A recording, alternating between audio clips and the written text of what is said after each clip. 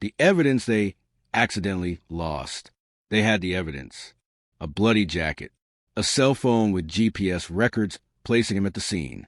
A witness statement that matched the timeline perfectly. It was all there until it wasn't.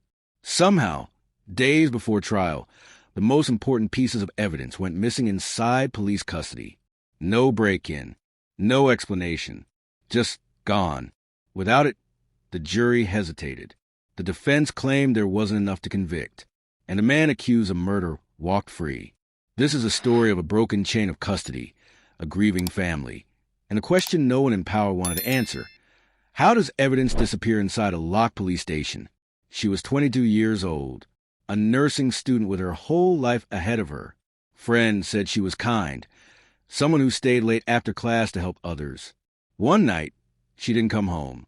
Hours later, her body was discovered in a wooded area on the edge of town. The town was shaken, the family shattered. But within days, police had a suspect, a man with a violent record, last seen with her the night she vanished. The family thought justice would be swift. They were wrong. Detectives collected a bloody jacket, found in the suspect apartment. His cell phone showed he was within 50 feet of where the victim's body was dumped. A witness saw him, leading her toward his car that night. It was airtight. At least it should have been. This was the kind of evidence that makes juries certain. That brings families peace. That closes cases. But then the chain of custody broke.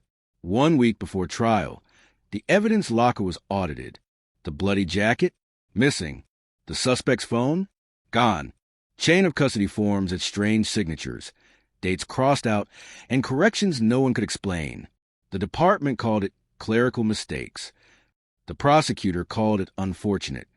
The defense called it reasonable doubt. And just like that, the case began to collapse. The jury watched as the prosecution's strongest evidence was reduced to photographs and paperwork. The defense attacked it all. If the police can't keep track of the evidence, how can you trust any of this? The witness faltered under cross-examination. The GPS records without the physical phone were challenged as unreliable.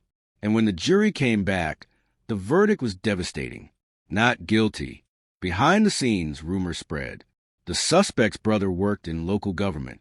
An officer had been seen drinking with his family.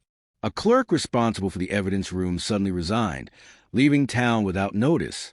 Some whispered it was an accident. Some said the evidence didn't vanish. It was removed, but no investigation was ever launched. Officials closed the book. The victims' parents became activists overnight. They went from courtroom benches to city council meetings, demanding answers.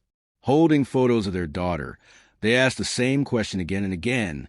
How do you lose a bloody jacket and a cell phone? How? Their voices shook, but the system stayed silent. This wasn't the first time. Across the country, critical evidence in major cases has gone missing, sometimes by error, sometimes by design. A 2018 report revealed dozens of cases where DNA samples, weapons, or recordings simply vanished before trial. In each one, the same result: mistrials, acquittals, and families left with nothing but grief. It's a loophole that benefits only one group, the guilty. And as long as mistakes are treated as accidents, without accountability, more killers will walk free. The victim's family still asks the same question: how you lose the truth? Because when evidence can disappear without consequence, justice isn't blind. It's broken. This is the story of the evidence that was never supposed to disappear. If you believe stories like this must be told, subscribe to Emperor-worldfacts. Because every week, we uncover the truths they want forgotten. And together, we can expose them.